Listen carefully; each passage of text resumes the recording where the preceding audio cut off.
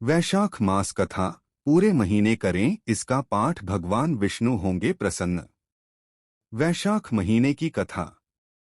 सूत जी कहते हैं, महात्मा नारद के वचन सुनकर राजर्षि अम्बरीश ने विस्मित होकर कहा, महामुने, आप मार्गशीर्ष, अगहन आदि पवित्र महीनों को छोड़कर वैशाख मास की ही इतनी प्रशंसा क्यों करते हैं? उसी को सब मासों में श्रेष्ठ क्यों बतलाते हैं? यदि माधव मास सबसे श्रेष्ठ और भगवान लक्ष्मीपति को अधिक प्रिय है, तो उस समय स्नान करने की क्या विधि है? वैशाख मास में किस वस्तु का दान, कौन सी तपस्या तथा किस देवता का पूजन करना चाहिए? कृपानिधि, उस समय किए जाने वाले पुण्यकर्म का आप मुझे उपदेश कीजिए। सद्गुरु के मुख से उपदेश की प्राप्ति दुर्लभ होती है। उत्तम देश और काल का मिलना भी बड़ा कठिन होता है। राज्य प्राप्ति आदि दूसरे कोई भी भाव हमारे हृदय को इतनी शीतलता नहीं प्रदान करते जितनी कि आपका यह समागम। नारद जी ने कहा, राजन सुनो, मैं संसार के हित के लिए तुमसे माधव मास की विधि का वर्णन करता हूँ। जैसा कि पूर्व काल में ब्रह्मा जी ने बतलाया था, पहले तो जीव का भारतवर्ष में जन्म होना ही दुर्लभ है, उससे भी अधिक दुर्लभ है वहाँ मनुष्य की योनि में जन्म। मनुष्य होने पर भी अपने अपने धर्म के पालन में प्रवृत्ति होनी तो और भी कठिन है, उससे भी अत्यंत दुर्लभ है। भगवान वासुदेव में भक्ति और उसके होने पर भी माधव मास में स्नान आदि का सुयोग मिलना तो और भी कठिन है। राजेंद्र, जिन लोगों ने वैशाख मास में भली भांति के उपचारों द्वारा मधु दैत्य के मारने वाले भगवान लक्ष्मीपति का पूजन कर लिया, उन्होंने अपने जन्म का फल पा लिया। भला कौन सी ऐसी अत्यंत दुर्लभ वस्तु है जो वैशाख के स्नान तथा विधिपूर्वक भगवान के पूजन से नहीं प्राप्त होती? जिन्होंने दान, होम, जप, तीर्थ में प्राण त्याग तथा संपूर्ण पापों का नाश करने वाले भगवान श्री नारायण का ध्यान नहीं किया, उन मनुष्यों का जन्म इस संसार में व्यर्थ ही समझना चाहिए। जो धन के रहते हुए भी कंजूसी करता है, दान आदि किए बिना ही मर जाता है, उसका धन व्यर्थ है।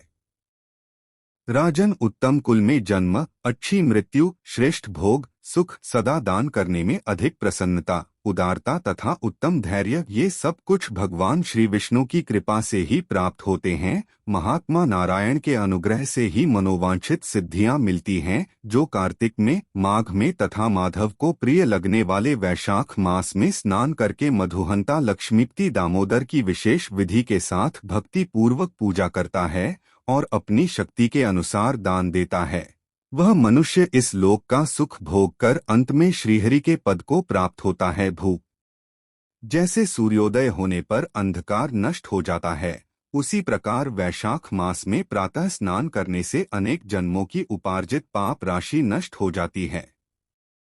यह बात ब्रह्मा जी ने मुझे बताई थी। भगवान श्री विष्णु ने माधव मास की महिमा का विशेष प्रचार किया है। अतः इस महीने के आने पर मनुष्यों को पवित्र पवित्र करने वाले पुण्य जल से परिपूर्ण गंगा तीर्थ, नर्मदा तीर्थ, यमुना तीर्थ अथवा सरस्वती तीर्थ में सूर्योदय से पहले स्नान करके भगवान मुकुंद की पूजा करनी चाहिए। इससे तपस्या का फल भोगने के पश्चात अक्षय स्वर्ग की प्राप्ति होती है। भगवान श्री नारायण अनामय, रोग व्याधि से रहित हैं। उन गोविंद देव की आराधना करके तुम भगवान का पद प्राप्त कर लोगे। राजन, देवाधिदेव लक्ष्मीपति पापों का नाश करने वाले हैं, उन के नमस्कार करके चैत्र की पूर्णिमा को इस व्रत का आरंभ करना चाहिए।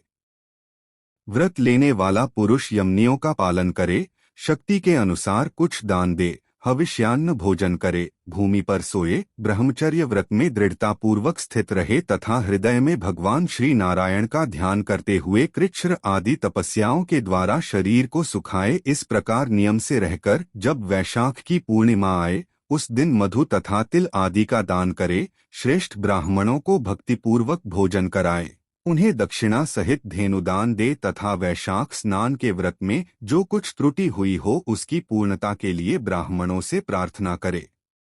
भोपाल, जिस प्रकार लक्ष्मी जी जगदीश्वर माधव की प्रिया हैं, उसी प्रकार माधव मास भी मधुसूदन को बहुत प्रिय है। इस तरह उपर्युक्त नियमों के पालन पूर्वक 12 वर्षों तक वैशाख स्नान करके अंत में मधुसूदन की प्रसन्नता के लिए अपनी शक्ति के अनुसार व्रत का उद्यापन करें। अम्बरीश, पूर्व काल में ब्रह्मा जी के मुख से मैंने जो कुछ सुना था, वह सब वैशाख मास का माहात्म्य तुम्हें बता दिया।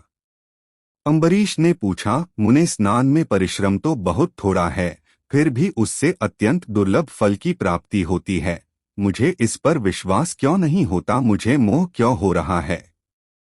नारद जी ने कहा, राजन तुम्हारा संदेह ठीक है, थोड़े से परिश्रम के द्वारा महान फल की प्राप्ति असंभव सी बात है, तथापि इस पर विश्वास करो, क्योंकि यह ब्रह्मा जी की बताई हुई बात है।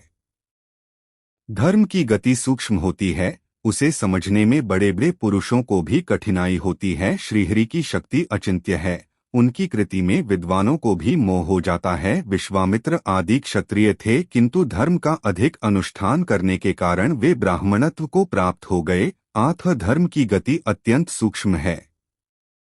भोपाल, तुमने सुना होगा, अजामिल अपनी धर्मपत्नी का परित्याग करके सदा पाप के मार्ग पर ही चलता था, तथापि मृत्यु के समय उसने केवल पुत्र के स्नेहवश नारायण कहकर पुकारा, पुत्र का चिंतन करके नारायण का नाम लिया, किंतु इतने से ही उसको अत्यंत दुर्लभ पद की प्राप्ति हुई।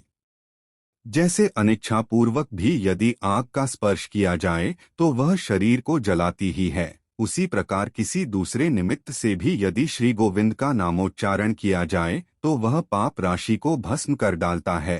अनिच्छयापि दहति स्पृष्टो हुत्वहो यथा तथा दहति गोविंद नाम व्याजात पीड़ितम।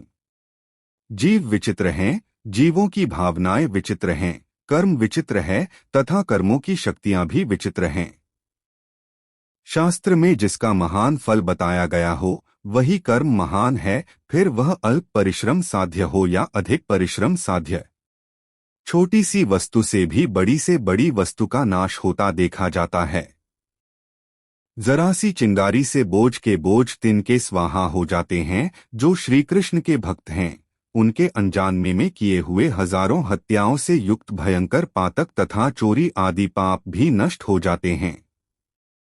वीर, जिसके हृदय में भगवान श्री विष्णु की भक्ति है, वह विद्वान पुरुष यदि थोड़ा सा भी पुण्य कार्य करता है तो वह अक्षय फल देने वाला होता है। आथ माधवमस में माधव की भक्तिपूर्वक आराधना करके मनुष्य अपनी मनोवांछित कामनाओं को प्राप्त कर लेता है। इस विषय में संदेह नहीं करना चाहिए। शास्त्रोक्त विधि से किया जाने वाला छोटे से छोटे कर्म क्यों न हो, उसके द्वारा बड़े से बड़े पाप का भी क्षय हो जाता है तथा उत्तम कर्म की वृद्धि होने लगती है।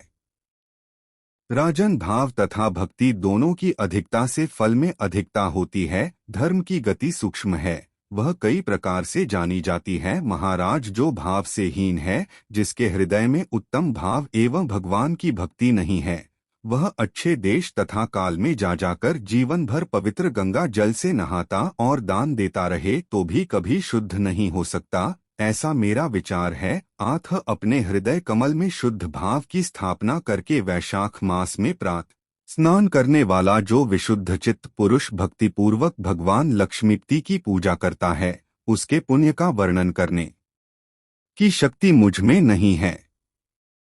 आथ भोपाल, तुम वैशाख मास के फल के विषय में विश्वास करो। छोटा सा शुभ कर्म भी सैकड़ों पाप कर्मों का नाश करने वाला होता है। जैसे हरिनाम के भय से राशि राशि पाप नष्ट हो जाते हैं, उसी प्रकार सूर्य के मेष राशि पर स्थित होने के समय प्रातः स्नान करने से तथा तीर्थ में भगवान की स्तुति करने से भी समस्त पापों का नाश हो जाता है। यथा हरेर्नाम भयेन धूप नश्यन्ति सर्वे दुरितस्य वृंदाह नून रवौ मेषगते विभाते स्नानेन तीर्थे च हरिस्तवेन। जिस प्रकार गरुड़ के तेज से सांप भाग जाते हैं, उसी प्रकार प्रातःकाल वैशाख स्नान करने से पाप पलायन कर जाते हैं। यह निश्चित बात है। जो मनुष्य मेष राशि के सूर्य में गंगा या नर्मदा के जल में नहाकर 1, 2 या तीनों समय भक्ति भाव के साथ पाप प्रशमन नामक स्तोत्र का पाठ करता है, वह सब पापों से मुक्त होकर परम पद को प्राप्त होता है। अम्बरीश, इस प्रकार मैंने थोड़े में यह वैशाख स्नान का सारा महात्म्य सुना दिया। अब और क्या सुनना चाहते हो? दोस्तों, अगर आपको हमारे द्वारा दी गई जानकारी अच्छी लगी हो तो वीडियो को लाइक और चैनल को सब्सक्राइब करके बेल नोटिफिकेशन को ऑल पर सेट कर ले, जिससे हमारे आने वाली वीडियो की नोटिफिकेशन आप लोगों को मिलती रहे। हमेशा खुश और स्वस्थ रहें और हमारी वीडियो देखने के लिए धन्यवाद।